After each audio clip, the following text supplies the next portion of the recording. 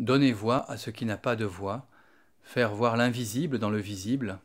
dialoguer avec ceux qui ont disparu, voir l'amour qui meut toutes choses.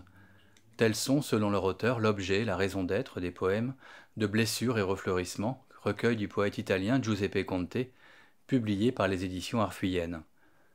Le livre, porté par la puissance de communion qui semble être la matière même de sa poésie, célèbre la luxuriance, la force et la fécondité de la vie. Et le miracle de l'amour, qui est aussi miracle de la poésie, opère. C'est notre instant critique du jour.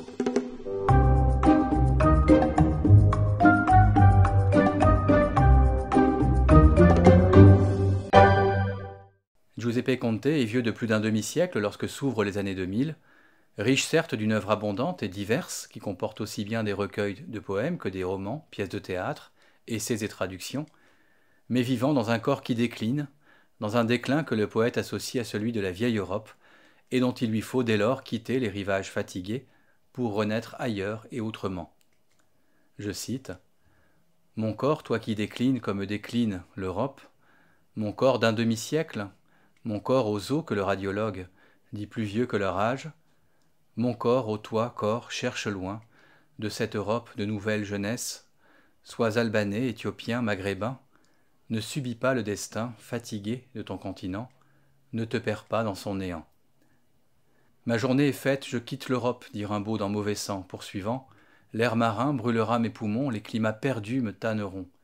Une même soif de départ, de nouveau départ, anime Giuseppe Conte. Le voici donc qu'il étanche dans la contemplation de cette douceur et de ce miracle qu'est le retour du printemps, dans l'amour et la célébration de ce qui toujours renaît devant soi, pour soi et à l'intérieur de soi. Je désire, dit-il en effet, sentir dans mes veines, dans mes branches, cette frénésie de feuillage. Et la voici cette frénésie dans le printemps ligure, dans ce vacillement de l'hiver qui ouvre des passages aux amandiers et au tourbillon des genêts blancs, qui parfume jusqu'à étourdir.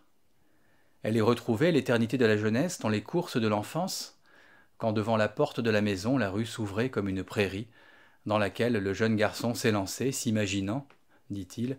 officier d'un régiment nordiste qui escortait une caravane de pionniers vers l'ouest.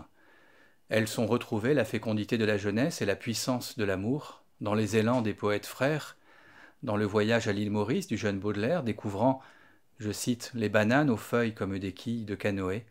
et la peau des jeunes filles qui provient du soleil et du miel, et des épices brûlées dans un encensoir. Dans l'amour fou du poète latin Ausone pour sa jeune esclave Bissoula, amour auquel Giuseppe Conte donne consistance et voix, écrivant « Bissoula, ton corps est ma fête, il est le bois de tous les arbres de la forêt, il est fleuve, il est courant, il est estuaire, il est mon martyr nécessaire. »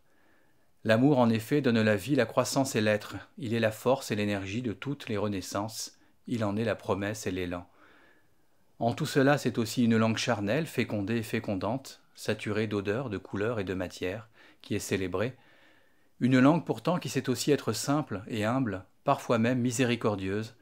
comme dans le magnifique poème intitulé « Choses qui appellent les larmes », poème qui atteste de la pleine communion du poète aux douleurs et aux joies, à la vie tout simplement de ses frères. Je cite « Un enfant qui joue avec son père dans une cuisine mal éclairée le soir, avoir jugé un peu pauvre un cadeau trouvé sous le sapin à Noël,